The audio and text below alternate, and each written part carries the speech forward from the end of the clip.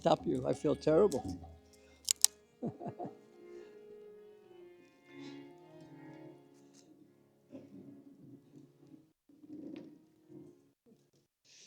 Hare Krishna.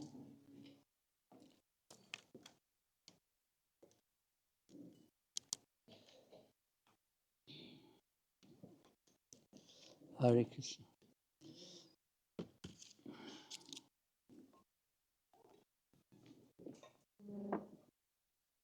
Namo Vishnu Padaya Krishna Pastaya Bhutale Srimati Bhakti Vedanta Swamini Tanamani. Namaste Saraswati Devi Govardhana Charane Nivasesha Sanyavari Prashyakti Deshatarane. Om Jnanatimidandasya Jana Jana Salakaya Chaksu Samilitanjena Tasmai Sri Gurave Namah Vichaitanya Manobhistam Stapitam Jena Bhutale Sayam Rupa Kadamayam Dadati Sahakantantika Vanchakalpa Trubhyascha Kripa Sindhu Vairivacha Patitanam Pavinebhyo Vaishya.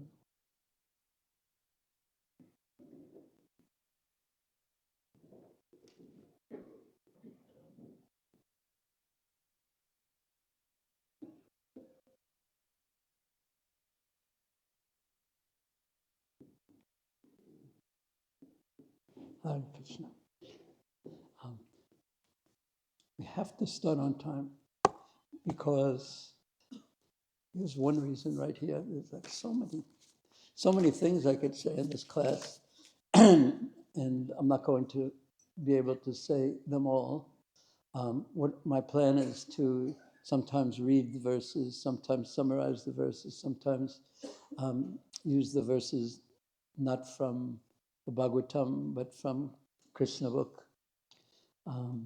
We've mixed everything together, not so much in this presentation, but in something something I'll explain in a few moments. These chapters, as we mentioned yesterday, are so special, so powerful, and they're all about rasa. There's philosophy in it and so much instruction in it, but it's so much about rasa, about the capacity of Krishna to satisfy everyone and the capacity or the incapacity of the material world to satisfy anyone, practically speaking. But mostly it's about the positive. And it's all about Krishna is the center.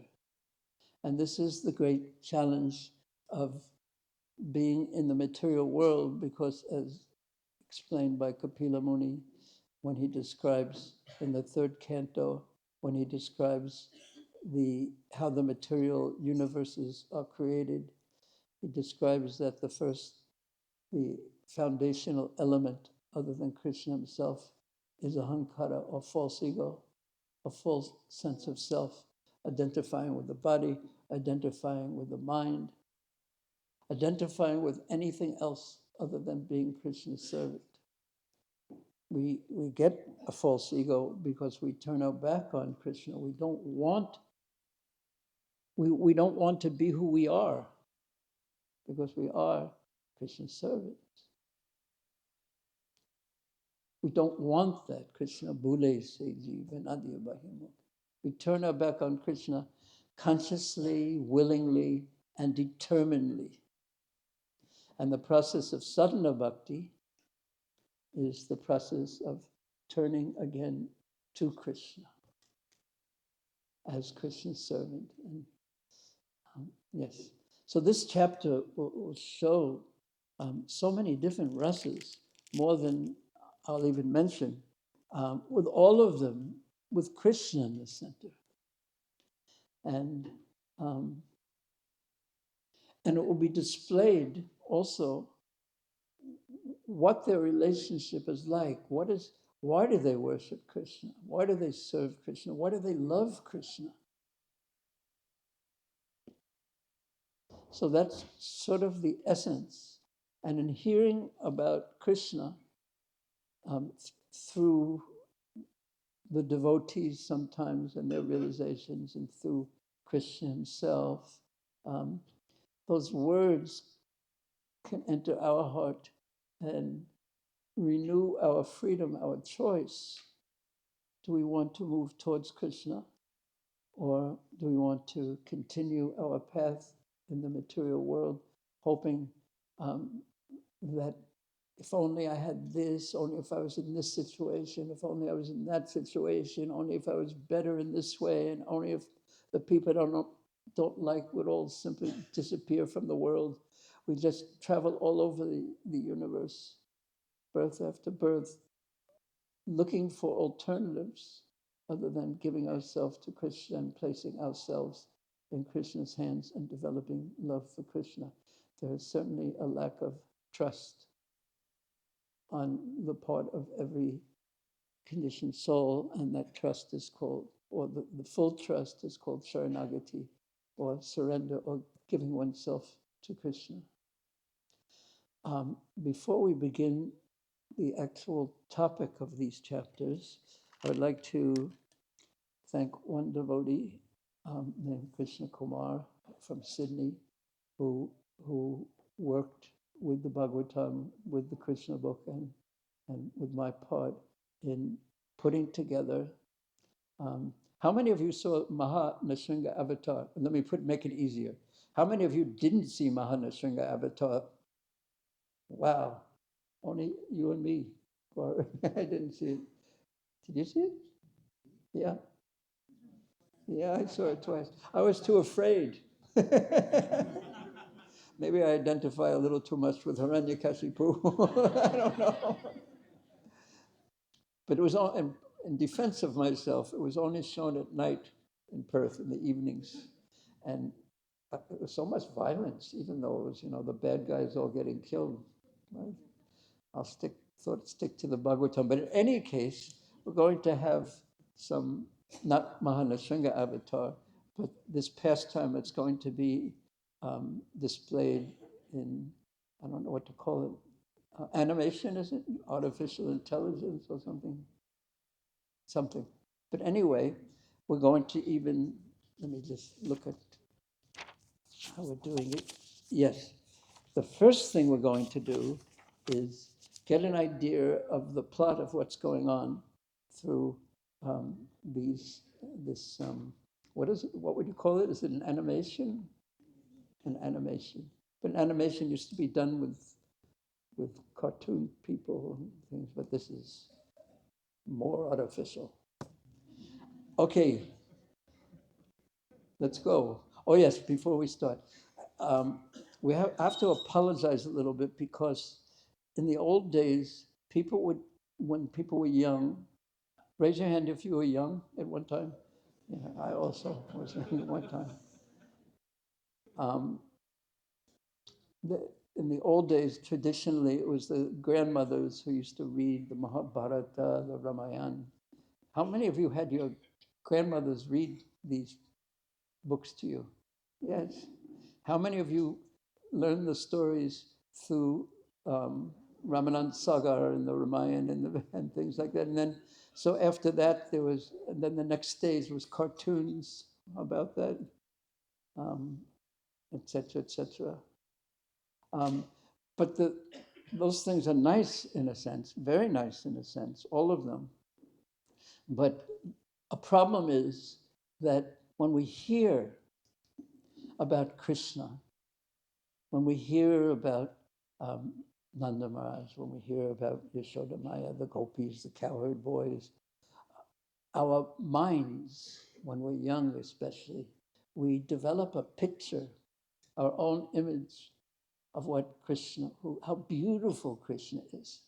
And nothing that we can see either on a cartoon or an animation or a video can be as beautiful as what we think of, how we think about Krishna. So a bit of an apology that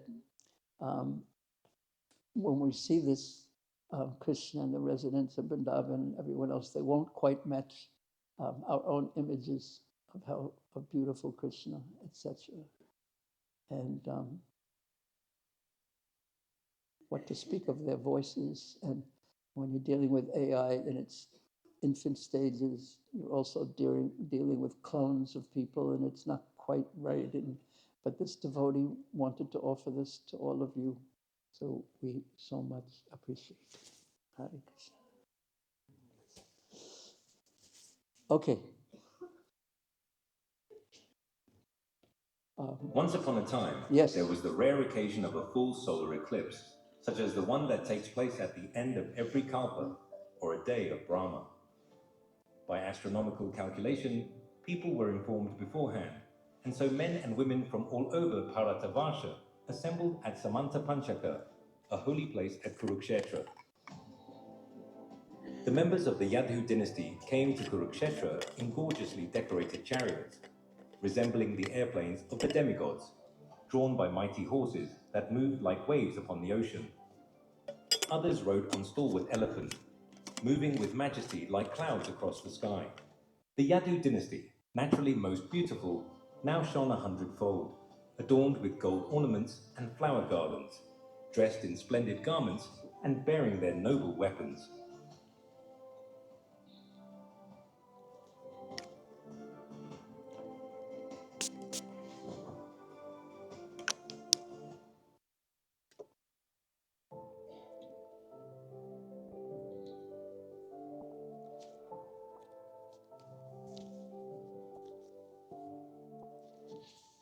At Samanta Panchaka, the saintly Yadavas bathed and then observed a fast with careful attention.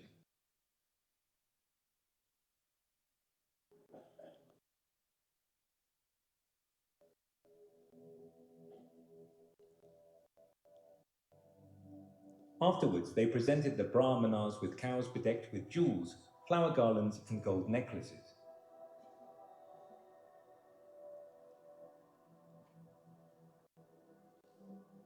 After the eclipse, all the members of the Yadu dynasty again took their baths and fed first-class brahmanas with sumptuous food.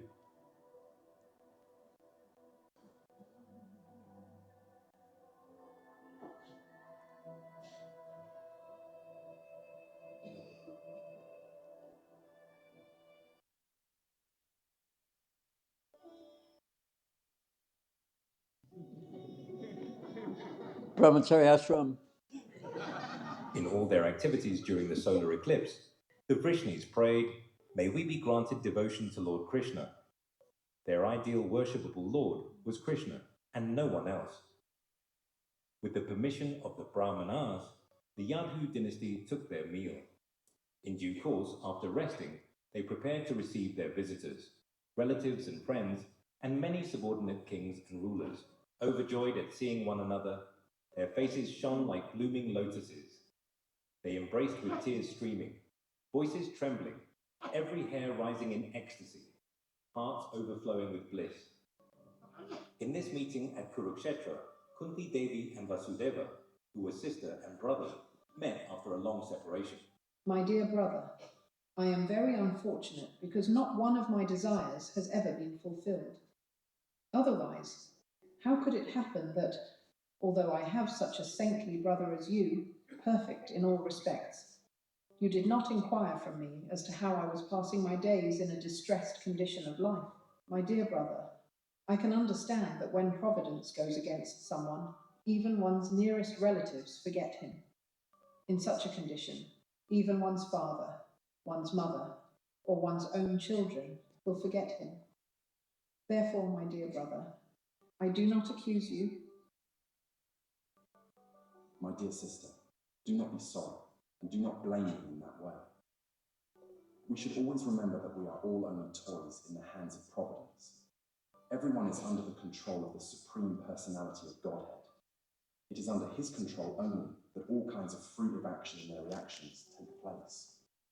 My dear sister, you know that we were very much harassed by King Kamsa, and by his persecutions we were scattered here and there.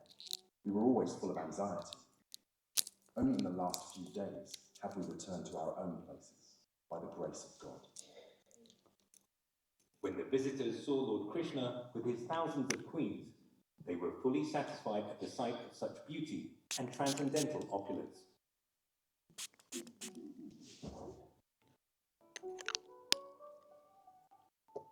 Because Ugrasena was the king of the Bhojas, the visitors specifically addressed him.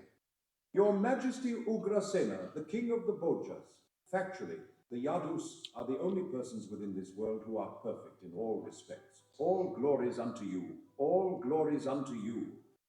The specific condition of your perfection is that you always see Lord Krishna, who is sought by many mystic yogis undergoing severe austerities and penances for a great number of years. All of you are in direct touch with Lord Krishna at every moment.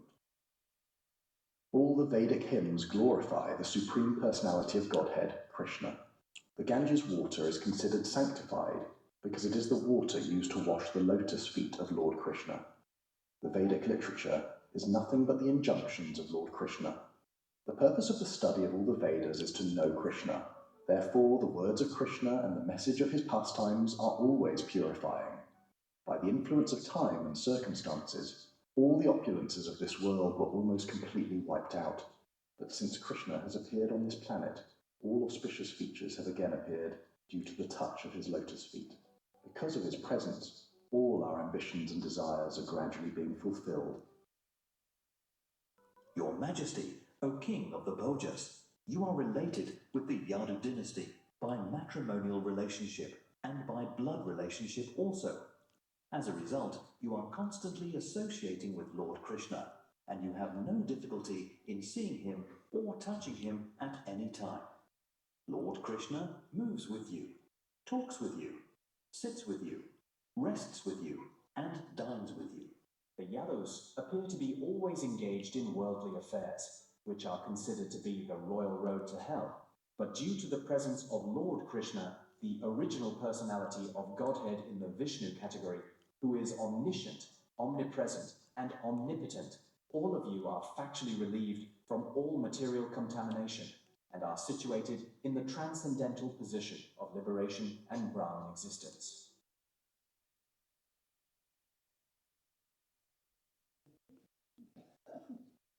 Hare Krishna.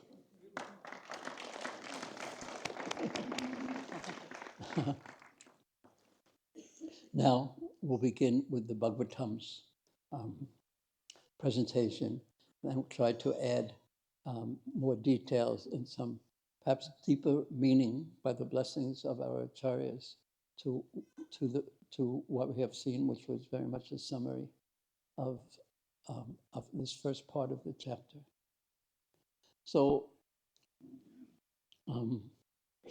Sukadev Goswami said, if you can put on the first verse.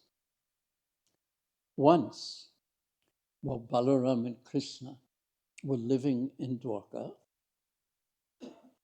there occurred a great eclipse of the sun, just as if the end of Lord Brahma's day had come.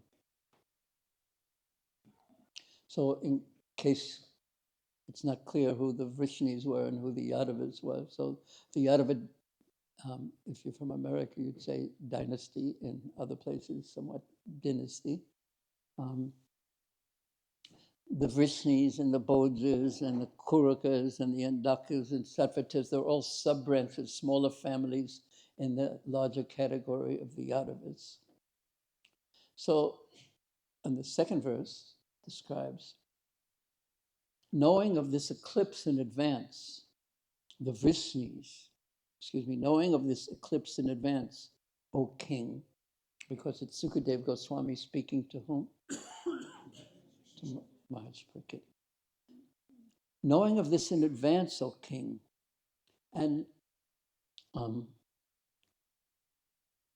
Jiva Goswami, he says the reason why Sukadev Goswami says, O king, he says it with such enthusiasm, is because it was time for Maharaj Parikshit to move his consciousness from the last pastime that was described, which was that of Sudama Vipra, which was so sweet, how Krishna, how he benedicted Sudama Vipra, and in such a wonderful way.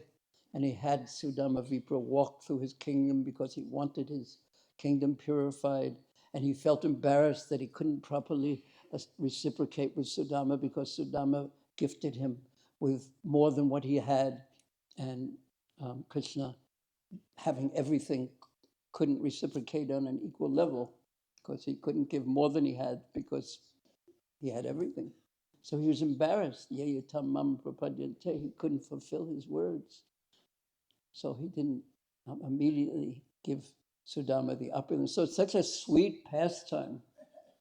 Such a sweet pastime. But now it was time for Maharaj Parikshit to hear something even sweeter. So he said, "O king," to capture Maharaj Parikshit's mind and bring it to the current topic.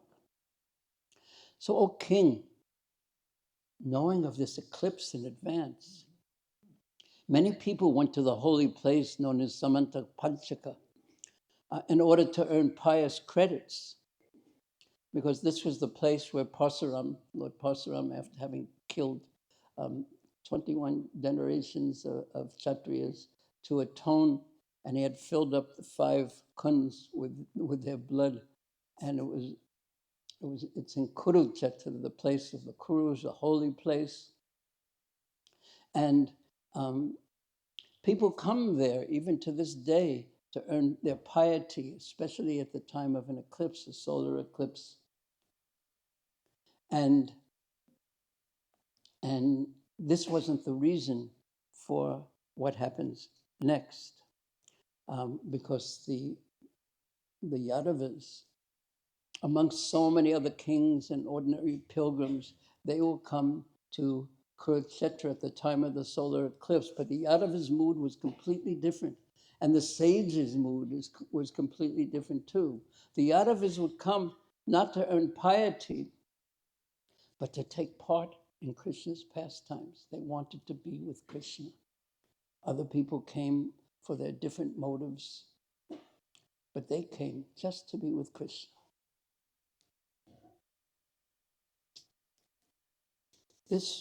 They're coming, and we'll hear soon why Krishna came. But as they passed, the Yadavas were passing on the road, and we saw it with the majestic horses and the elephants, and the Yadavas were young, they were strong, they were powerful, they were fully confident because they had Krishna on their side always. And they were confident because they had such a relationship with Krishna. Naturally, family relationships are so deep, and naturally, generally, are full of so much affection.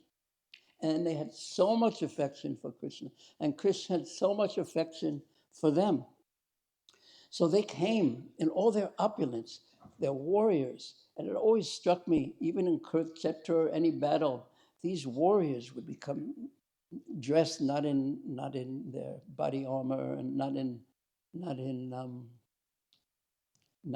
army khaki clothes, but rather they would have jewels on, gold and jewels and helmets. Now, naturally, there's a mood amongst these Kshatriyas. Let us fight. And I'm wearing gold and jewels.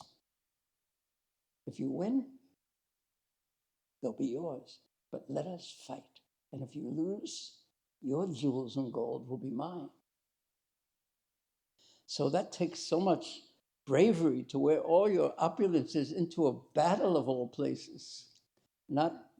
Doesn't take so much bravery to wear them into like a wedding or something like that, but which people tend to do, into a battle. So they were so strong and proud and worked together as families should work together.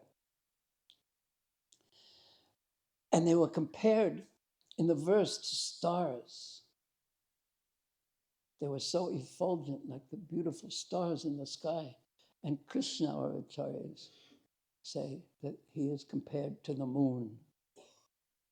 And as the stars clustered around the moon, there was great beauty. And similarly with Krishna, in the center of the Yadu dynasty, they looked still more beautiful and powerful and opulent and sweet. So they were all coming to Kurukshetra, elephants, horses, they were like devotees. And then when they arrived, they didn't shave. They were fast, as one usually does when one goes to a holy place traditionally, because in Kurukshetra, this isn't what's done. But they did fast because there was an eclipse coming. not due to the tradition.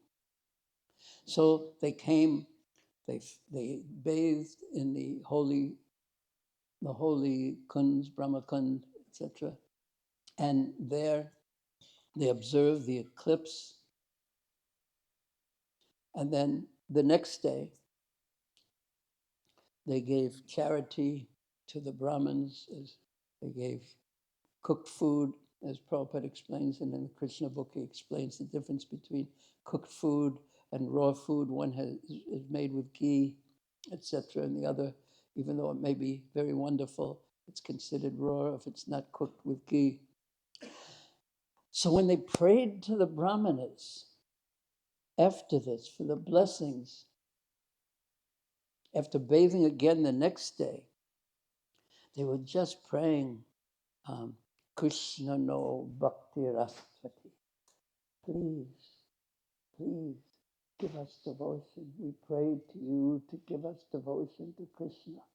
This was their only desire, to increase their devotion to Krishna. Please take a moment now, and you can pray for anything you like. But there is a suggestion here from the members of the Yadu dynasty to pray for increased devotion to Krishna. But you can pray for anything you like. It's all right. Go ahead. Take a moment. And you can also pray for others too. Mahaprabhu set that example in his Mahaprakash in Sridham Mayapur.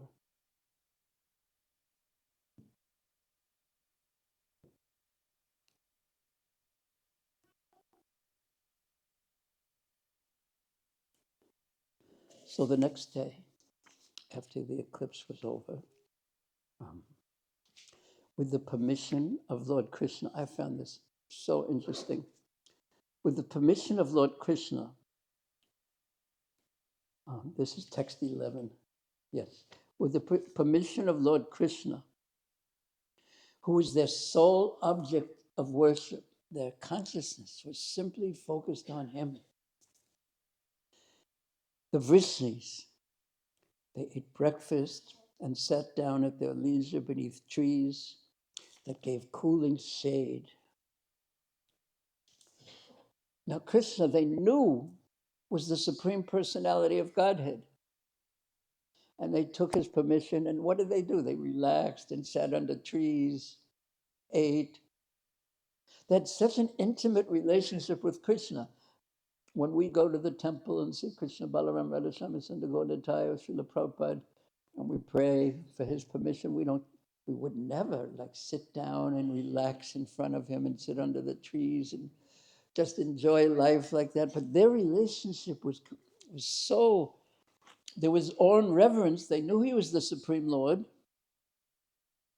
but the affection overrode that reverence to some degree and allowed them more intimacy and relationship. And we're going to hear about that in just a moment. So while they were relaxing, they saw that who had already come before the eclipse.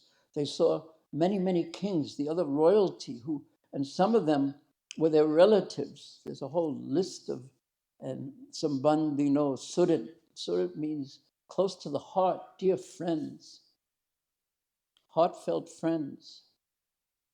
So, and also Sambandhino and Nripam, they were all royalty, they were family members.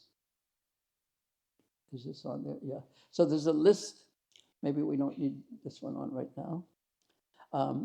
There was a list. There were hundreds and hundreds of kings. And some of them were allies. They were on the same side of the Pandavas, because when you have kings, you always have rivalry, because it's about power, it's about land, it's about wealth. When we go to forts, and you go to, Amir in Jaipur, and there's these huge fort there, high on a hill.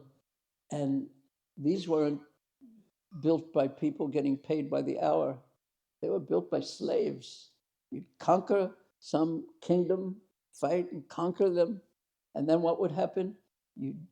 Some things we won't even talk about, but they would, in Kali Yuga, they would take slaves, they would take wealth, etc. So there was always rivalry. So not only were the relatives and friends there, but also the Duryodhana was there, and Dhritarashtra was there, and Shishupal was there, Salva was there. Everyone had come. All these Mahabharata figures who were on the side of the Pandavas, on the side of the Yadavas, and those who were against them as well. Some of them were against Krishna, like whom? Shishupal, Salva, Dantavakra, so many demons who ended up Krishna being killed. So when the Yadavas saw one special friend who was their relative, and that special friend and relative had come from Sri Vrindavan Dham, and it was Nanda Maharaj, and all the Brijbasis had come. Now we're going to speak about this cowherd community and why were they there and how did they come in a few moments. And they saw them. The Yadavas saw so many kings and relatives, but they especially saw the Brijbasis, Nanda Maharaj and the Brijbasis, because they were relatives. And they knew that these Brijbasis had been suffering for so long, suffering and so much anxiety because Krishna had left Vrindavan. Now, how could we even imagine what it would be like to have a relationship that was so loving that the blinking of the eyes would cause not only feelings of misery and anxiety, but the blinking of the eyes would cause you to curse Brahma. And the gopis, who this was specifically relevant to, they had all respect for the devotees, but because the eyes blinked and they couldn't see Krishna for Nimesha, they would curse Brahma and criticize him for being a prosaic, not an artist who knew the art of Akshanvantam, of seeing Krishna and the value of seeing Krishna, but instead he gave eyelids that blinked. And therefore, all of the Brijbasis were in so much anxiety for so long. So if they were in anxiety for the blinking of an eye, what to speak of when Krishna left Vrindavan, which was completely unbearable for them. I mean, we won't go into details on that point right now, but it was unbearable. We will speak about how the Brijbasis came to Kurukshetra in a few moments. It is not described in the Bhagavatam, but it is described by Srila Jiva Goswami and Gopal Champu. So when the Vrishnis and the Yadavas saw each other after so long, their hearts, like lotuses, blossomed and their faces became still more beautiful due to their happiness. And they embraced each other. They became more beautiful, they embraced each other, and they felt great bliss. The hair on their bodies stood up on end out of the happiness of having seen these other warriors who they hadn't seen for so long because of the distance at that time. There was no airplanes, there were no trains. People would travel in carts and on elephants and horses and things like that. So the transportation wasn't as advanced as it is now, but that advancement is not conducive to happiness. In fact, there's an old Chinese story about someone asking Confucius or Confucius, one of the most famous sages in China. They asked him, if you were, and he was a sage who was an advisor, he would advise kings. So they asked him, what would it be like? What would a kingdom be like if you were the advisor to the king, and the king would listen to you. And he replied something that reminds me so much of Prabhupada's mood too. He replied that someone would be so close to a village, living in a village, with another village so close that he could hear the dogs barking in that village, but he never would have visited. In other words, that he would be satisfied. And for all the travel, for all the communication, for all the social media, this just creates turmoil in the consciousness and dissatisfaction, lack of peace, rajagun. But to gauge advancement not by how much we can do, and it's not that we gain more time actually we lose time. We have to do more things. We go further, we come back further in unhealthy ways. And anxiety, the increase in anxiety in Kali Yuga, this extra strife in Kali Yuga is accompanied by all the technological advancements that we have to use in Krishna's service. But yet, it would be nice if there was an example of technological free living as well, which Prabhupada also wanted. A society where a rural society where people would actually be satisfied and have time for chanting the holy names of Krishna and developing their love of Godhead. So the men saw each other after a long time, and they were symptoms of ecstasy almost, it seems. And they were warriors, and still they were crying and showing so much affection, not hard-hearted killers. And the ladies also, they embraced each other very intimately, and then they would naturally ask each other. They did as we do too. How was your trip? Was it comfortable? And then after they finished all that type of talk, then ultimately everyone started talking about Krishna because Krishna was the center. After the hello, how are you? How's your health? How's this one? How's that one? Which everyone does naturally, and they also did. As they were talking to each other, Chakru Krishna Kata Mita, that's what they were really gave them life. It was the talking about Krishna. And there's such a difference between talking about Krishna and talking about mundane subject matters. Maybe we talk mundane subject matters, and maybe we read mundane subject matters, but they don't touch the heart in a sweet way, like talking about Krishna. So they spoke about Krishna ultimately because Krishna is the natural center.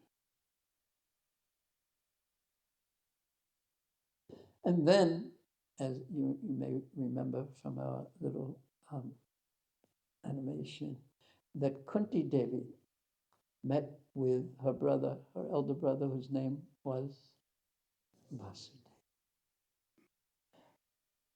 Queen Kunti met with her brothers and sisters, because Kunti was the sister of Vasudeva, and their children, and also with her parents. She hadn't seen her parents, her brothers' wives, and Lord Mukunda. She hadn't seen Krishna for some time. And while talking with them, she forgot her sorrow. What was her sorrow? She became married into the family of the Kurus from the Mathura side, going to the Kuru side. She married into that family, Pandava. And the Pandavas were King Pandu, and the Pandavas were born of her sons. And then Pandu died, and then Dhritarashtra became the king. And then there was such an intrigue to basically not only deprive the Pandavas of the kingdom, but kill them. by fire, by poison. And there was Kunti, helpless in the midst of this impossible situation, like a lion, like a lamb surrounded by lions and wolves. Now, and she couldn't communicate with the people that she loved and who would protect her and who could, she had to just keep everything inside. And indeed, she felt, and the best word that I found to describe it, she felt abandoned to fate in a difficult circumstance, in a deadly circumstance. She felt abandoned. And there is nothing worse, in one sense, than feeling abandoned. And in this world, this is what happens to so many people and so many devotees too. This is what it means to have a false ego. To somehow or another, we try to be distracted from this, but we'll all feel abandoned by our fate. What to speak of if you happen to be poisoned by atheistical philosophy, where the philosophy is basically there's no God, there's no purpose in life. Somehow or another, life miraculously appeared from no life, and then it miraculously developed into very sophisticated, from something like amoebas, and sophisticated, and this is all, I would say, statistically impossible, but somehow or another, they say that the proof that this is true is that here we are. It's a bit circular, according to my thinking.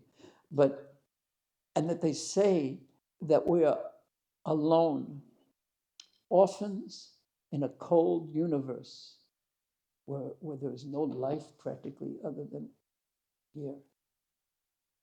Abandoned orphans in a cold, impersonal universe. Sounds pretty frightening to me, what to speak of lonely, and especially if you're in a difficult circumstance like Kunti was. So she, seeing them, people that loved her, that cherished her, that would protect her, her family members, the Yadus, she had finally had people she could speak her sorrow to, how difficult her circumstances. And we heard her saying this to Vasudeva, and she did it in such an interesting way. And she said, you and my brothers and family, they're all so saintly, but you never inquired about how I was doing even. But it's not your fault. You didn't do anything wrong, because it's just fate. My fate, and when one's fate is to be miserable or not have something we think we have, security or something, no one could help us. And the fact that you didn't help me, but I'm not blaming you, means that it must be my fate. Abandoned, with no one who loved me nearby, who would protect me. So Vasudeva, and note this please, does anyone remember his answer?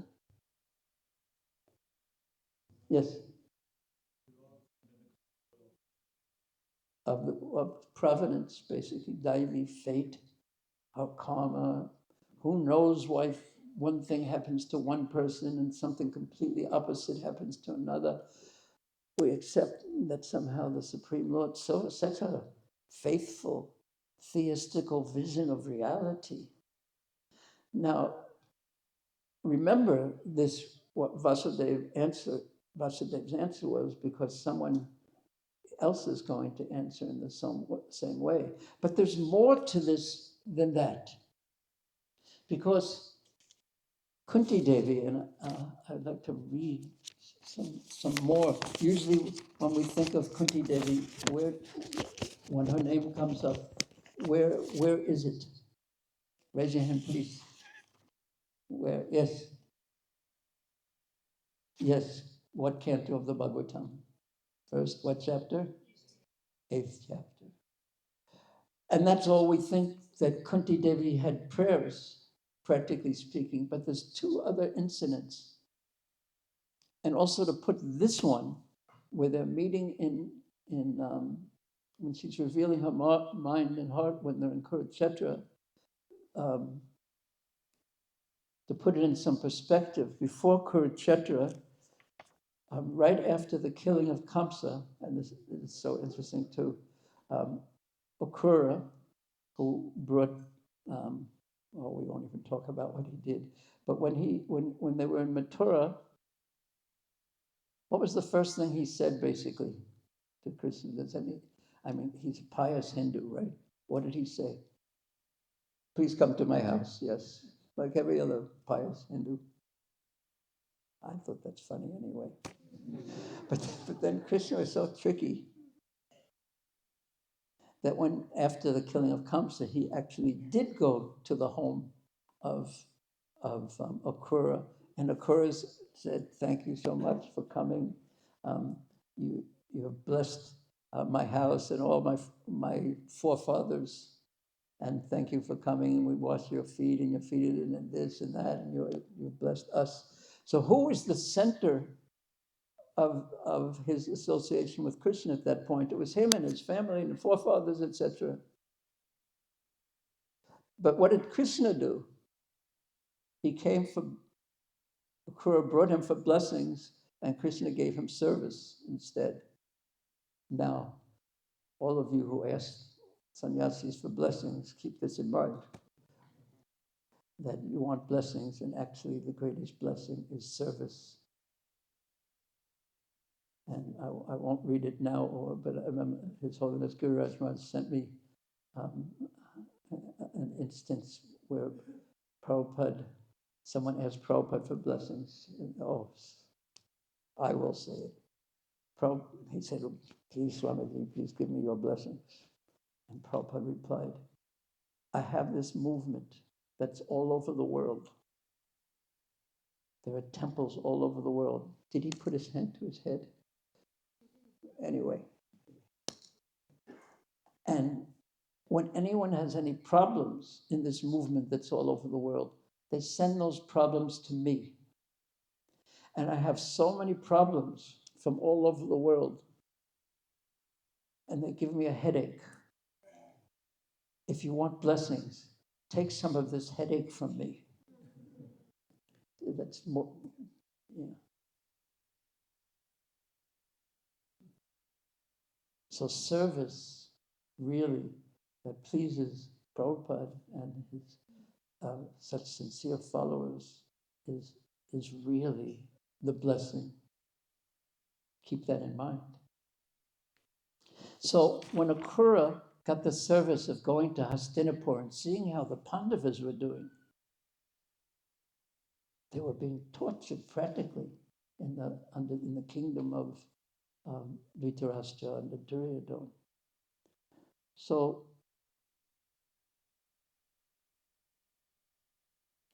Kunti says this. She approached him confidentially because he was a Yadava and she was a Yadava. She had tears in her eyes. She said to him, "Oh, gentle one, do my parents, brothers, sisters, nephews, family, women and girlfriends, do they still remember me? Or am I abandoned? Does my nephew Krishna, the Supreme Personality and the compassionate shelter of his devotees, does he still remember his aunt, me, and his sons? And does lotus-eyed Rama, Balaram remember them also? And now that I'm suffering in the midst of my enemies, like a doe, a deer in the midst of wolves, will Krishna come to console me? Will he give me solace? Will he pacify, make peaceful my heart and my fatherless sons with his words of protection?" And then she prayed to Krishna. "Krishna, Krishna, O great yogi, O supreme soul and protector of the universe, O Govinda, please protect me who have surrendered to you. I and my sons are being overwhelmed by trouble. Sometimes we may also feel that abandoned and Krishna doesn't care about us, even though we pray and are trying to serve. She continues, for persons fearful of death and rebirth, I see no shelter other than your liberating lotus feet, for you are the Supreme Lord.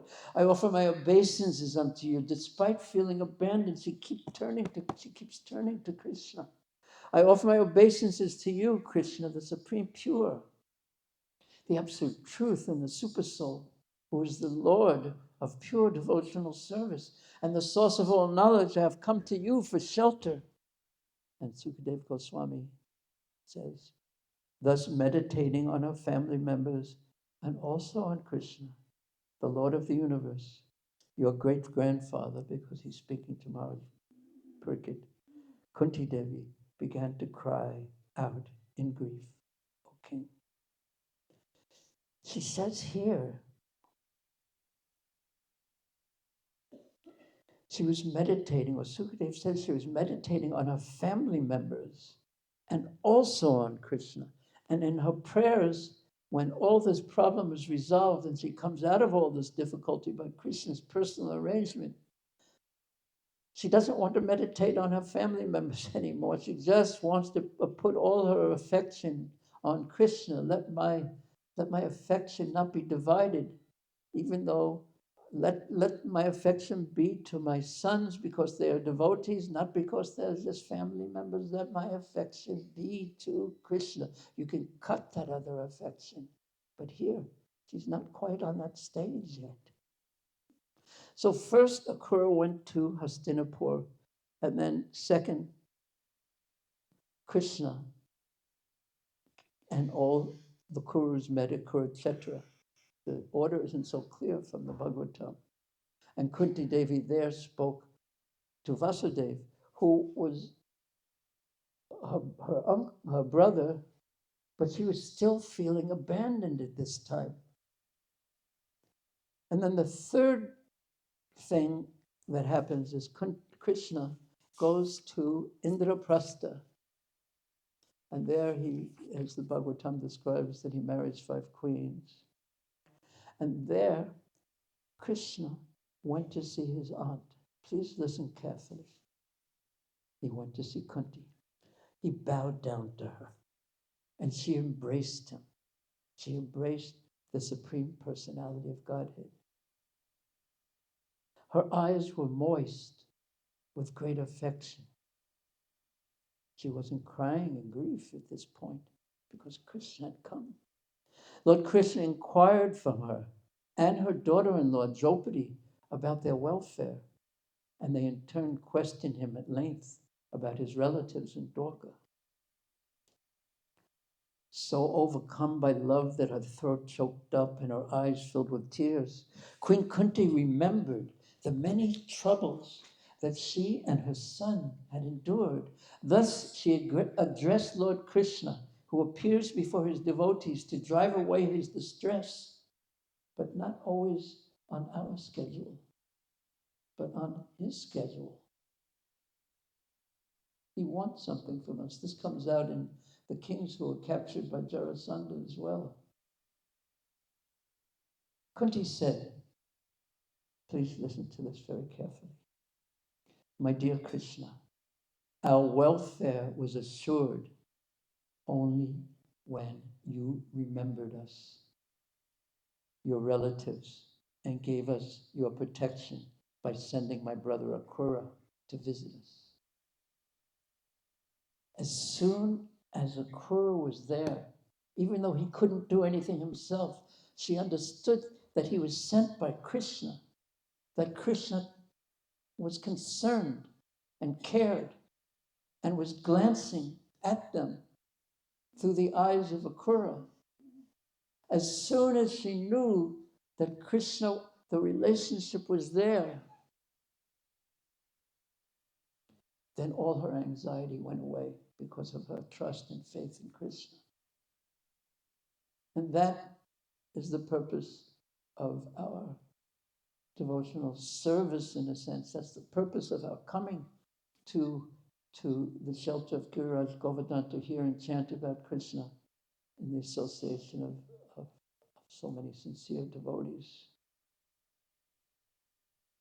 To gain faith in this point, that if we do our best to serve Krishna sincerely, wanting our relationship with him to blossom, then either today or tomorrow or the next day, Krishna will tap us on the shoulder, so to speak, and tell us, yes, I am here. You'll do something. And others may say that, oh, that I have 15 other ways you could explain what happened to you. But Krishna, as he taps you on the shoulder, lets you know that I'm here now, as I have always been here with you. I'll do my part. You should do your part. And then Kunti Devi says, for you, who is the well-wishing friend and supreme soul of the universe, there is never any illusion of us and them. Yet even so, in other words, samoham samabhuteshu, you're equal to everyone. Aham bijabhadav pita. Yet even though you are samoham, equal to everyone, and even though you are residing in the heart of everyone, you remove the sufferings of those who remember you constantly. You remove the suffering of those who remember you constantly, but not like Kamsa remembered Krishna, but the way Kunti Devi remembered Krishna and the way that the other pure devotees remember Krishna. In all circumstances, remembering Krishna, that is our great challenge. And knowing that you are in the hands of the all-powerful, supreme, kind personality of Godhead, then with that faith, faith even based on experience, then anxiety can be removed. And practically speaking, there's no other way. Even in the midst of the greatest difficulty, anxiety can be removed by trusting Krishna and his promise, Kaunteya pratijanihi name bhakti pranashiti. So that is what life is meant for, in fact, to develop that kind of trust and relationship with Krishna. We shall continue. So Kunti Devi spoke and Vasudeva replied. And he explains that, how could I help you? I was imprisoned by Kamsa. How could the other Yadavas help you when we were going here and there, just trying to save our own lives? So this indicates that this occurred, this Kurukshetra visit of everyone occurred quite soon after the killing of Kamsa. And then after Krishna went to Indraprastha, then the Rajasuya sacrifice took place. And then after that, Duryodhana, being insulted, instigated that the Kurukshetra war would take place.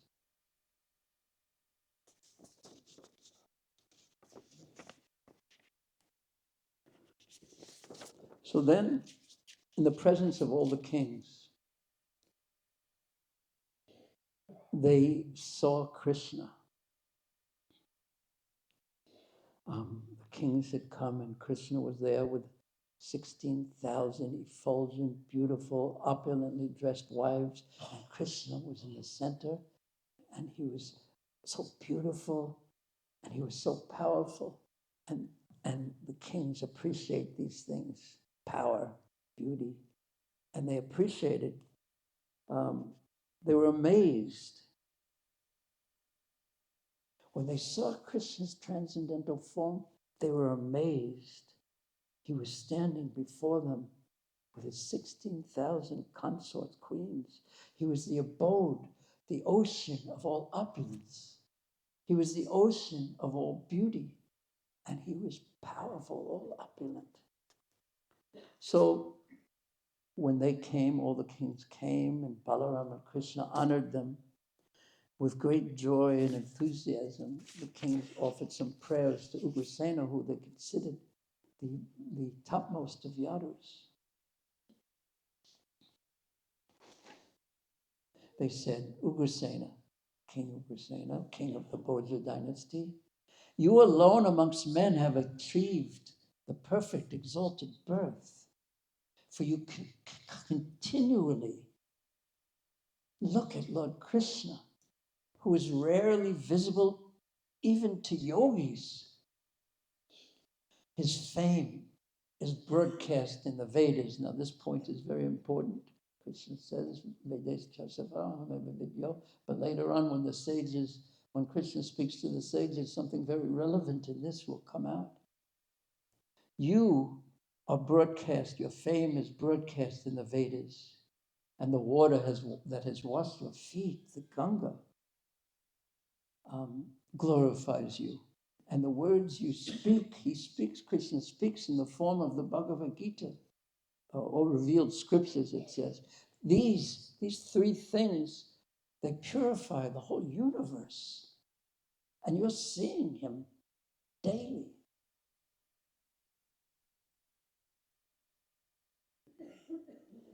And this reveals the first rasa that we're going to talk about.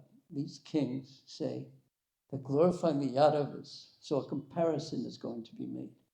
Although the earth's good fortune was destroyed by time, the touch of his lotus feet has brought her back to life, and thus she is raining down on us the fulfillment of all our desires.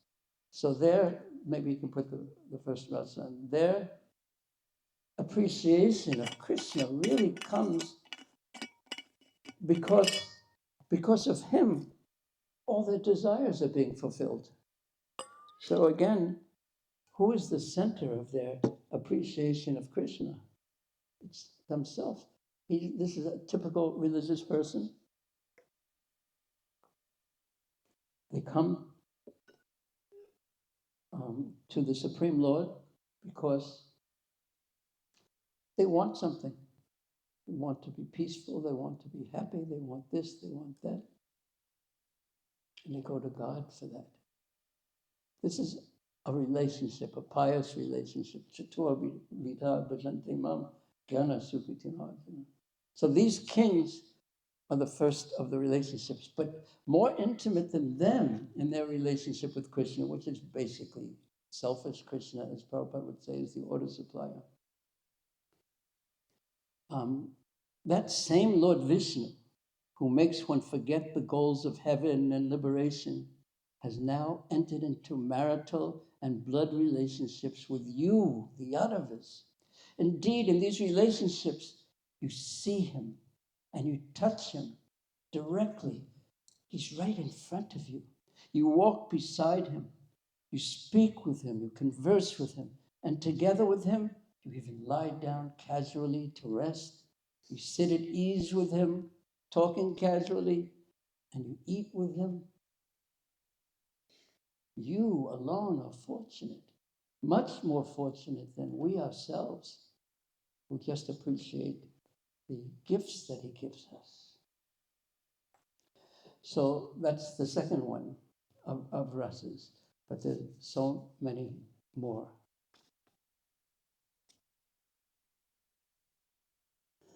Just one comment by Vishwanath Chakravarti Thakur here. He says that the word, that first of all, that his personal association, the closer we get to Krishna, being with Krishna, one forgets goals such as heavenly enjoyment and even liberation, even the removal of miseries. So before that constant remembrance of Krishna, or Kirtaniya Sadhari, or Yomam Smarati Nityasa, that remembrance of Krishna, keeping in Krishna's association by always thinking of him, Ananya Chintyantasvam. This makes liberation, heavenly delights, it erases them. This is what Krishna consciousness means, to be conscious of Krishna. And this is our goal. And this can really only be done, really spontaneously done, when one has love for him. So Vishwanath Chakravarti Thakur suggests that more than just being a relationship that they have with Krishna, it also can be understood, the word bandha means relative, but also means being bound, captured. It expresses that the love the Yadus feel for the Lord. And here's another essential point. What stops us from being with Krishna is not Krishna, but it's what the Yadus have and I lack. Because their love for him has captured him. And he feels obliged, captured. I must stay with them. I must be with them because of their love for him.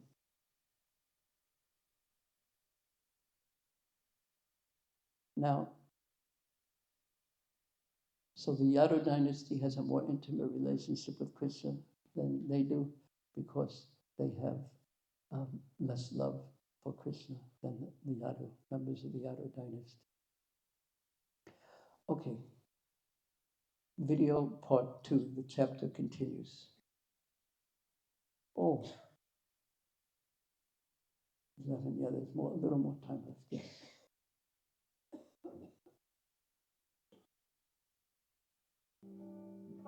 When Nanda Maharaj and the residents of Vrindavan heard that their beloved Krishna and Balarama, as well as the Yadu dynasty, would be at Kurukshetra, they too came there to see them all. When the residents of Vrindavan arrived, all the members of the Yadu dynasty were most pleased. As soon as Vasudeva beheld Nanda Maharaj, he swiftly ran to him and embraced Nanda with deep affection.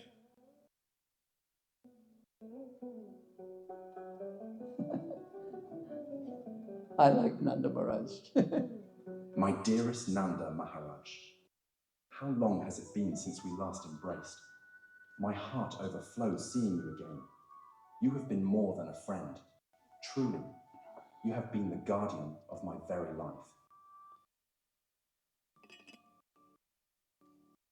You know well the miseries I endured, how the cruel cancer kept me bound in his prison, how one by one my innocent children were torn from me and slain before my eyes.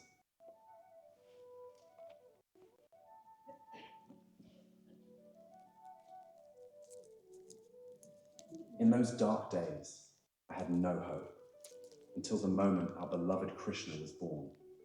That night, by the Lord's divine arrangement, I carried my newborn son across the Yamuna River and placed him tenderly into the care of Mother Yashoda and you. From that day, both of you became his true parents, raising both Krishna and Balarama with such love and devotion as your own. For this I can never repay you.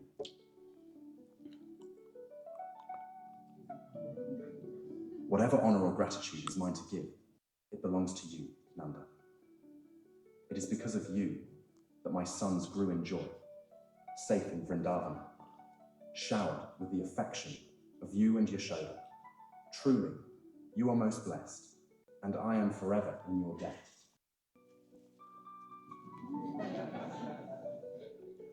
Krishna and Balaram embraced their foster parents and bowed, yet with throats choked in love, they could not speak.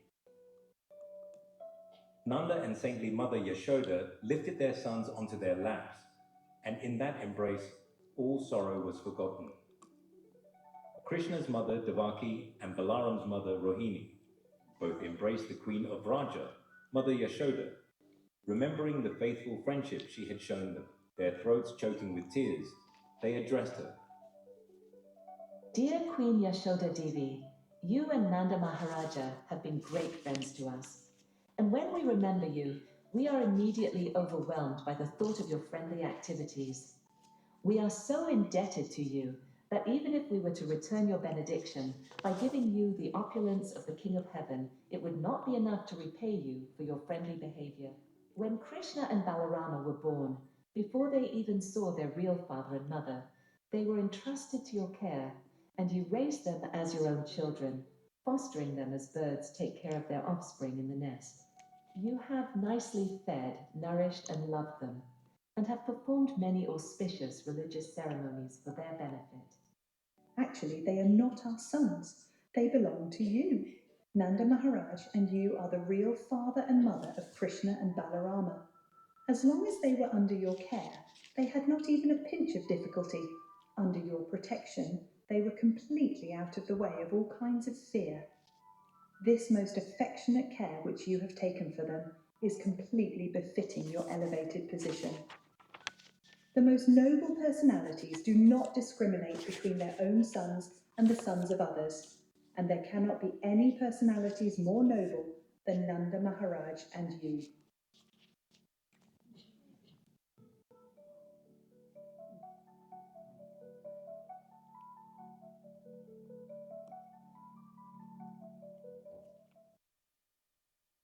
Now, turning to the Bhagavatam and the comments of the Acharyas, because this sequence is explained in great detail and very deeply.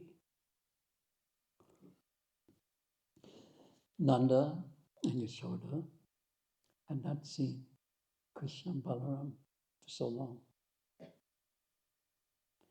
Krishna Rama Purisvasya, they immediately, Pitarav Abhivadya Cha, they embraced their parents and then bowed down to them. There was no question of them really wanting to bow down to them in a sense of the immediate affection, the ocean of affection that was released. But there were all the Yadavas watching them at that time.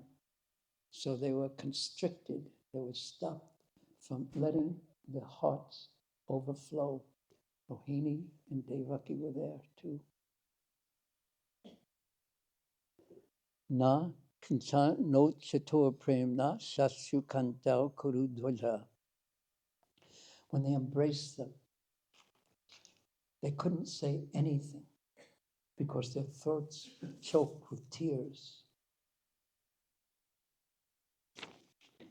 The BBT purport, quoting our Acharya, say, after a long separation, a respectful child should first offer obeisances to his parents. But Nanda and Yashoda gave their sons no opportunity for this, for as soon as they saw Krishna and Balaram, they embraced them. Srila Jiva Goswami says,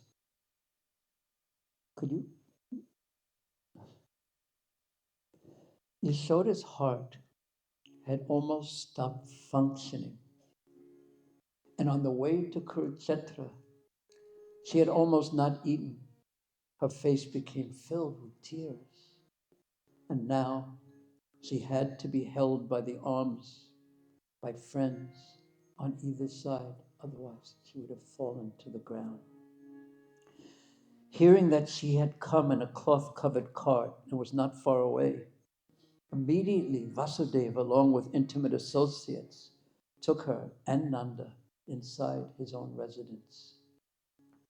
Krishna, who was attracted to the great affection of his parents, and Rama, who took pleasure in the affection of his parents, simultaneously embraced Nanda Maharaj and Yashoda Maya. Recovering after a long time, they tried to speak to them, Krishna and Balaram. On seeing their parents, without delay, they approached them, they embraced them, and they could not free themselves from their embrace. Nor could their parents free themselves from their embrace, the embrace of Krishna and Balaram.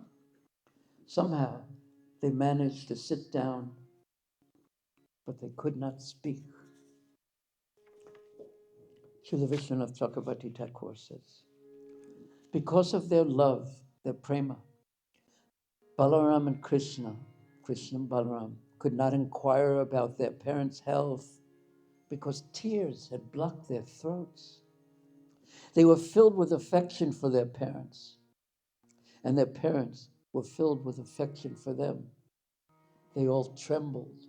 All four of them were trembling, and their hairs were standing on end. In the middle of this verse, Sukadev calls out, "O king, O best of the Kurus," to Maharaj Pariksit. Such nature and conduct is suitable for those coming in a great family of which you are a similar member. Raising their two sons, this is text 35. Raising their two sons on their laps.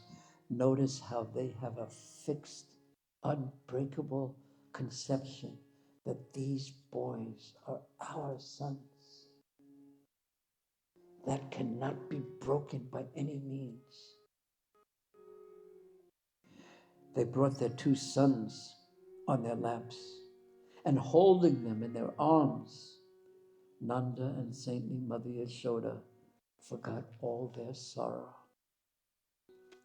Srila Vishwanath Chakravarti Thakur says, out of spontaneous parental love, they thought of Krishna and Balaram being their 8-year-old offspring eternally, though they had heard about and had even seen their opulences and powers, but they only thought of them as 8-year-old cowherd boys.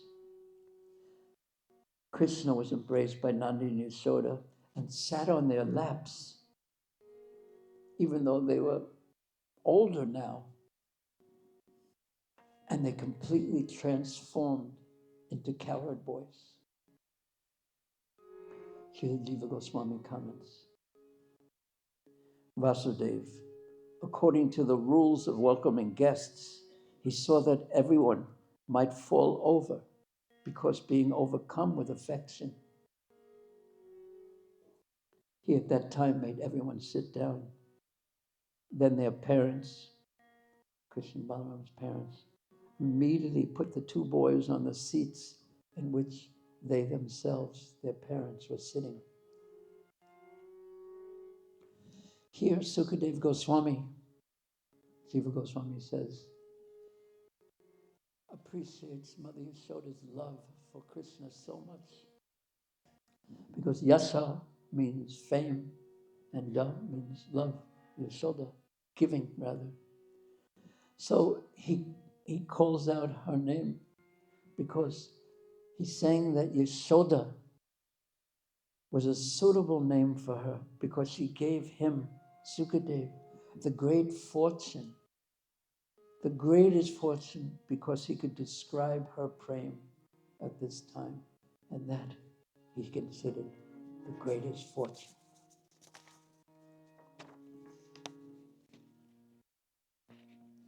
Someone may ask, how could the two parents place Krishna and Balaram on their seats without fear, since the two showed such evident power and were fully grown up?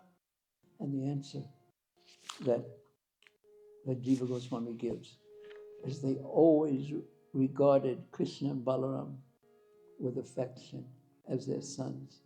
They could not give up their sons at all, under any circumstance. Now here, it gets still more interesting, because Yashoda, Nanda, please, are embracing Krishna and Balaram, their hearts melting, tears streaming from their eyes.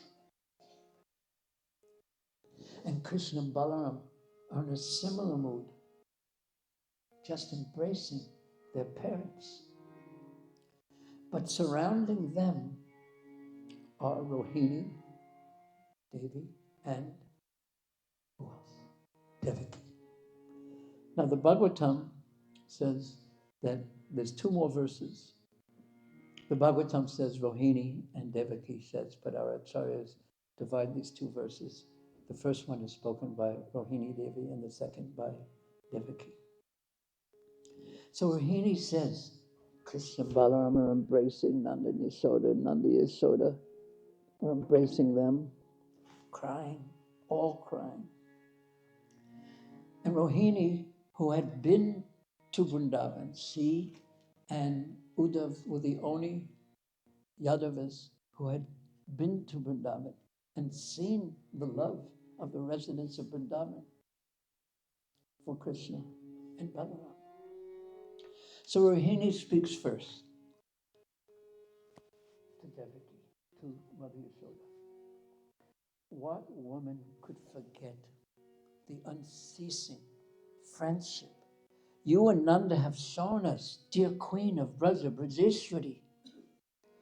And there is no way to repay you in this world for what you have done, even with the wealth of Indra. Srila Vishwanath Chakravarti Thakur comments, seated with Krishna and Balaram on her lap and embracing them, Yashoda's mind was completely bewildered. She was stunned with bliss. Tears were flowing, milk was running from her breast, tears from her eyes, like the Ganga and the Jamuna. That was Rohini speaking, Vishwanath says. Who could repay your friendship, even if we obtain the wealth of Indra? Jiva Goswami continues. Rohini speaks. How couldn't I always remember the friendship of you two? Why? How couldn't I forget it? Because that friendship was unceasing. It did not stop at any time. Anivritam. Though we left you, we left Braj, Rohini, and went away. You always served us by sending your servants to bring you news about our well-being, and you personally always gathered ghee and milk and sent it to us as gifts, even though we were far away. And now, using the excuse of this pilgrimage, you have come here to see us. In this way, your friendship is unceasing. It is true friendship. But the next verse will be spoken by Devaki. And Srila Vishwanath Chakravarti Thakur describes the mood in which she speaks this verse. This is first the mood before the verse is spoken. Alas, she's looking at them and lamenting. Because for so long, these two sons of mine had you, Yashoda, as their guardian, and they had you as their mother.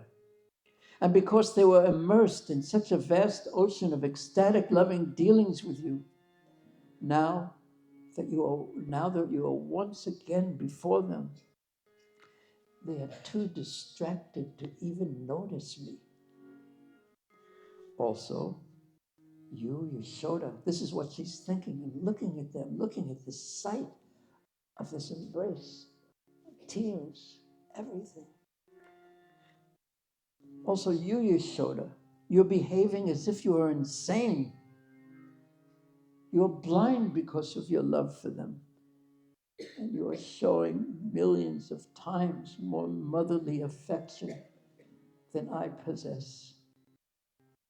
Thus, you simply stare at us. Your friends, you don't even recognize us. So now I will speak some words of reality that describe the real situation.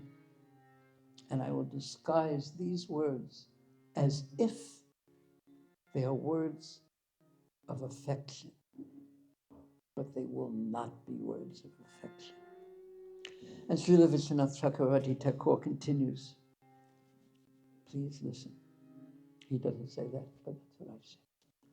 Now I will reveal to you a secret topic Vishwanath Chakravarti Thakur.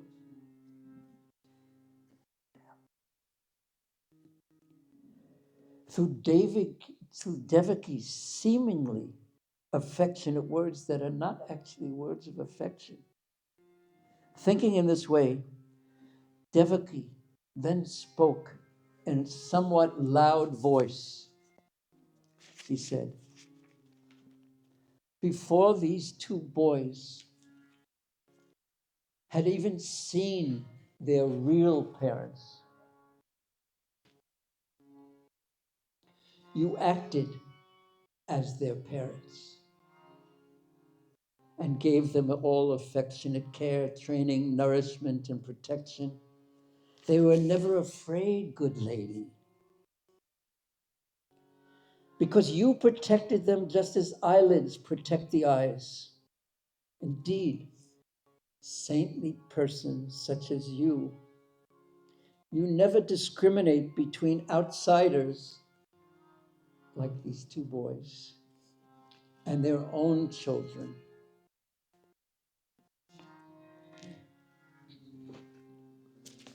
Srila Vishwanath Chakravarti Thakur says, having not seen their real parents, these two boys received great affection from you as parents, as if you were their parents. I placed them safely with you, and they lived there with you, free from fear, as eyelids protect the eyes. How could that happen? Great devotees such as yourself do not distinguish between their own children or the children of others.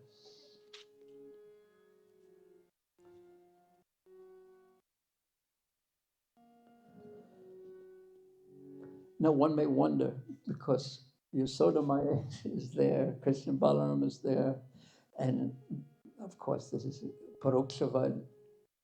She's speaking very sweetly, but there's something that she really wants to say, that these are my children.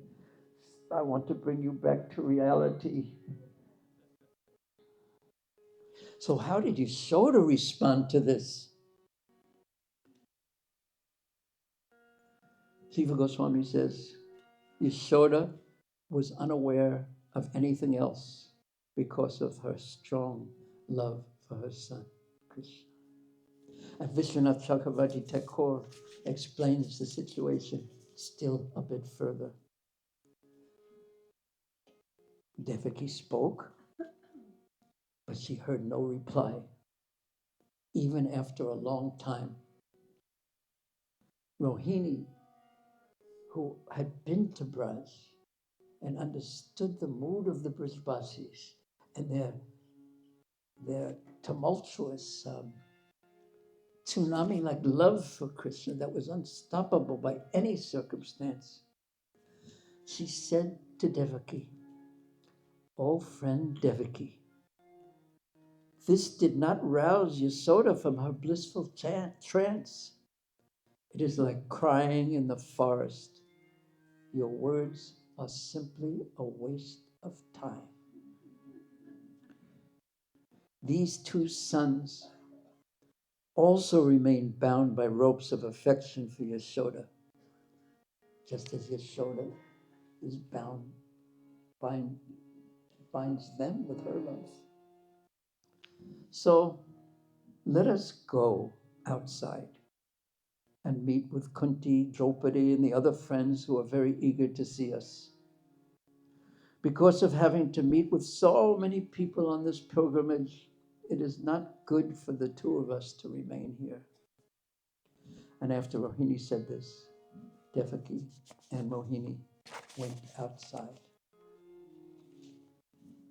Hare Krishna. This is Braj. Hare Krishna. And we don't try to become them or quite like them. We try to serve their love. Hare Krishna. Hare Krishna. Srimad Bhagavatam Ki Jai. And I didn't get to read how the Brajbasis came to Kurukshetra. But that's also wonderful. Perhaps at another time we can do that. Hare Krishna.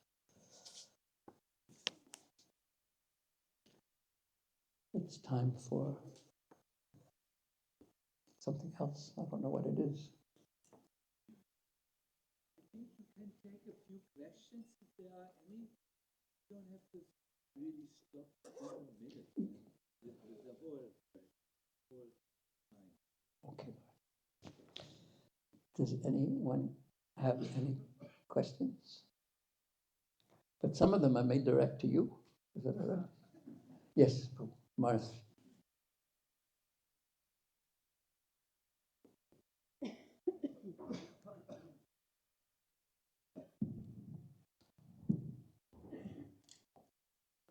What I would really like to do now, in one sense, of course, answer the questions, but if everyone would offer a prayer just for a few moments, or even not, we won't do the writing, but just where does that bring you? What type of consciousness does this amazing pastime leave you with? Maybe offer a prayer, with closed eyes, just for a few moments, and then your question. And who will you pray to?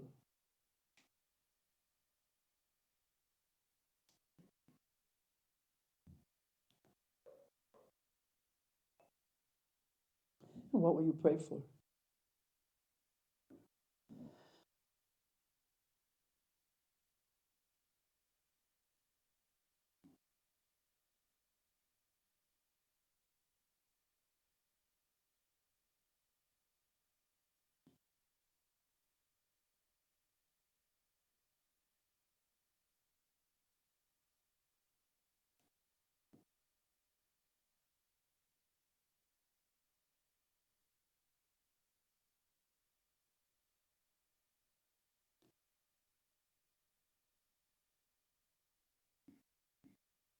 Hare Krishna. Yes, you had a question? Yes, I have a question. Thank you so much for the beautiful narration, explanation. My question is that, like Ramananda Roy and Lord Chaitanya embraced when they met in South India, and they were also in the presence of many other personalities, ministers, and so their relations and their emotions were a bit restricted because of the presence of so many others. So this they were not able to fully express. So with the dynamic of when Yashoda and Nanda Maharaj were embracing Krishna and Balaram in the presence of others, was the dynamic anything like that? How we can compare the two situations? Well, it described earlier that they first offered their respects, but then because so many people were watching, but then Vasudeva brought them inside, and there were only a few intimate there, and then Mother Yashoda became overwhelmed. And first Vasudeva sat everyone down because they were about to fall over. Mother Yashoda was being held up on each side by one of her associates. And then they sat down and they couldn't control their self-spontaneous love. It was like, it's like you have a river is flowing, it's flowing, and there's a dam. And suddenly the dam breaks, and who can stop it? That's the best I can do in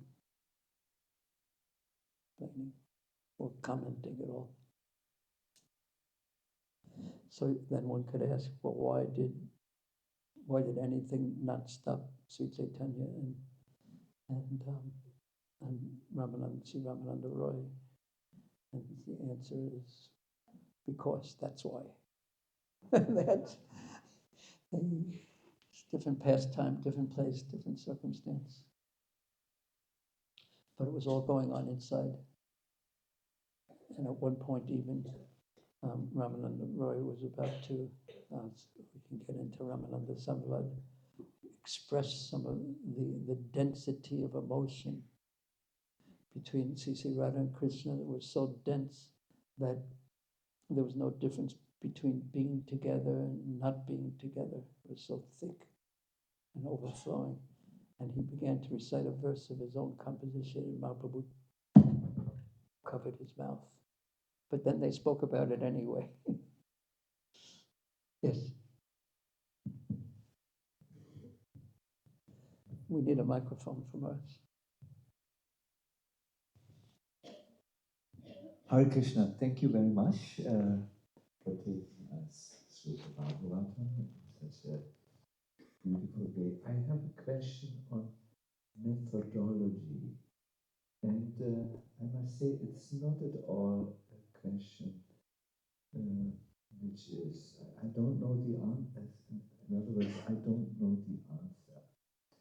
And you often stop and you say, now pray. Yes. And could you please share, I think it's good for the group, for this group of participants also, what could we pray exactly, or perhaps what do you do to enter the subject, and then you arrive at a place of prayer? I want to give you and I speak really not with something else in my mind. When you said, now the last time, please pray, then I just prayed, well, please let me get Braj Bhakti, which is so strong that in this example, Yashoda could not be disturbed by Devaki's sly attempt. She didn't even hear it. She didn't even hear it. So here I knew what to pray for, or had an idea, but in general, it seems you have a methodology developed and you know what to pray for. What do we do when you read a verse and you say, now pray? Please explain. What do I do? Or what do I hope? What do you hope us to do? Pray. Yeah. Pray, usually we do this in words or concepts or images. What words, concepts or images do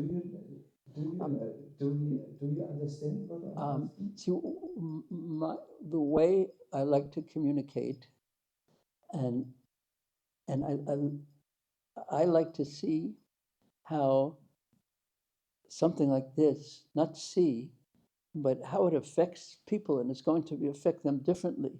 And I don't have anything specific in my mind. Just like this afternoon, when we go to the hill and take shelter of Giriraj, we want to ask, what in the two presentations struck you and stay with you? And I don't know what, because there's so many different individuals, and instead of me saying, this is what I want you to remain, trusting that the individuals will sort of hear and be inspired by what they need from the Krishna Katha. So I don't really have any specific desires in mind, just the process itself of hearing Krishna Katha, and then out of that, getting the medicine, specific medicine that we ourselves, I may need. That's how I think about it. I don't know if that directly addresses what you're asking on that.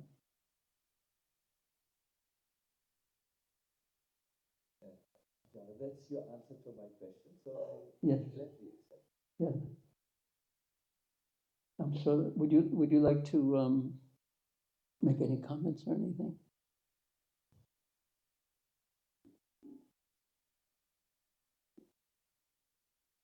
Yeah,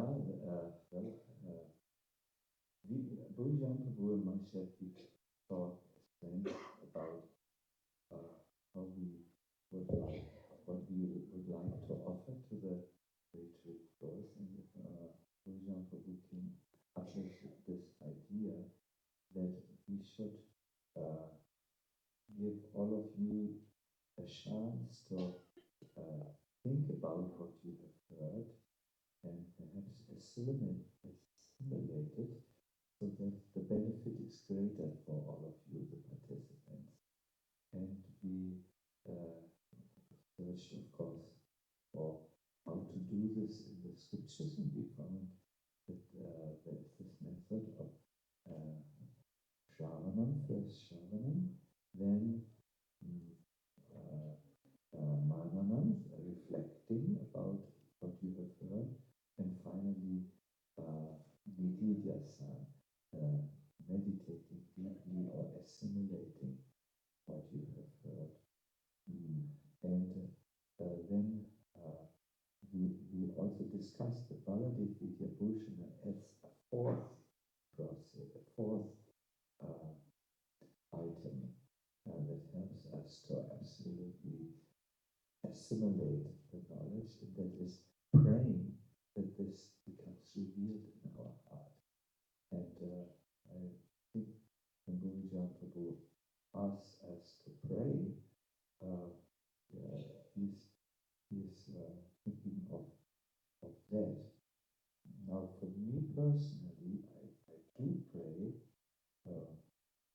This is something I would like to deepen. I do the other three processes already, and Bhūrijana Prabhu has left this open. He has said, for every one of us, there is something else that strikes us, and therefore there is an individual form of prayer. So I will now search how exactly I do this. I turn the Bhagavatam inside into a prayer, and I'm sure that something will come up. This is what I can say to this. Thank you. But I wouldn't at all feel comfortable, for example, to ask each of the devotees what they prayed for, because it's very personal and it's between them and Krishna. But I'm quite sure that there'll be a lot of variety in the prayers. And on different levels, there's a prayer of the ultimate type of prayer, and there's a prayer of what would be my next step. And that question we even talked about, we saw in Rupa Goswami, to pray to the forest of Vrindavan. Remember in the, what was it, the Utkala Valayo Kapanya, one of those two, he's begging the trees of Vrindavan, what is my next step to move forward? So those are different levels of prayers even. And I guess my basic thought for attempting to be a teacher, despite my lack of qualification, is that the Bhagavatam, the Bhagavatam, an association, isn't meant for an intellectual exercise. You make that point so many times, to memorize information. It's meant for instruction. It's meant to give taste. Just the fact of being eager purifies us. But what do we do with that? So how to bring it inside, and not only with a prayer, but how do we apply it? How do I transform? We want to be transformed by it, at least on some level. We want the message of the Bhagavatam to affect us very deeply. And there's two parts of that, which came out, but I didn't emphasize it. There's my part. What do I do? But then Krishna does his part. So instead of thinking, it came out a bit with Kunti, that why doesn't Krishna give me what I want right now, which I tend to think in that way. Why don't I let Krishna do his part and me do my part? So that's the question. What is my part in the relationship? And then I should try my best to do that part, and not, because Krishna is also, to give, as you're pointing out, Braj Bhakti is such a rare thing, and one has to be very trustworthy to receive it, as you put it, with the, no holes in the pot of the container. So perhaps Krishna's wanting to see how, like Kunti kept faithful the whole time, and boy, she suffered. And so much, she was realizing Krishna's presence with her that by the time she was Hastinapur as the Queen Mother, she said, you're leaving now, Krishna. I preferred these difficult times when you were present. Not that she was thinking, I just want to suffer, but she was thinking, I'd rather suffer and be with you than be the mother of the queen and my dear eldest son, Yudhisthira, as the king. I'd rather, in that opulent situation where there's no material difficulty on a certain level, I'd rather suffer but be with you. In other words, I just want to be with you. That's what's important to me in my life. So she's an exemplar of the fidelity of the character required to have a trustworthy enough that Krishna will give us what we want. That's tested in time very often, because you're in Braj, and almost at the end of every retreat, someone will ask, well, how do I take this mood with us? And after saying, not by taking Giriraj rocks, that's the first thing we say, but then we say, you can't. But without this, let's see how you do. Let's see if you do your part. And so many times I don't do my part. I mean, most of the time, as soon as when I'm leaving, I go through security, and 99.9% at the airport, it's all gone. But that's the real, that constant remembrance of Krishna, which is so much a point that's dear to you, is something that we have to cultivate, or at least try, and then be patient and try our best. And every time we fall, we get up and try again. And every time we fall, we get up and try again, and until we become as desperate as you may say sometimes, that without you, what is the purpose of my fly-like existence? That's what Mahaprabhu said. Na prema gandha, what to speak of not having prema? I don't even have the substance. I don't even have the fragrance of it.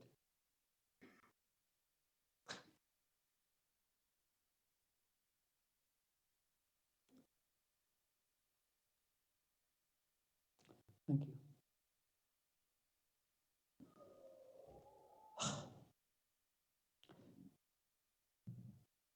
The negative attracts the positive. Any other? We can't answer too many, I think, otherwise. Finish? Okay. Thank you. Hare Krishna. Srila Prabhupada ki jai, Sri Gauratai ki jai, Sri Radha Govinda Radha Sambasundar Krishna Balaram ki jai, Kiraj Maharaja ki jai, Nitai Gaur Premanande.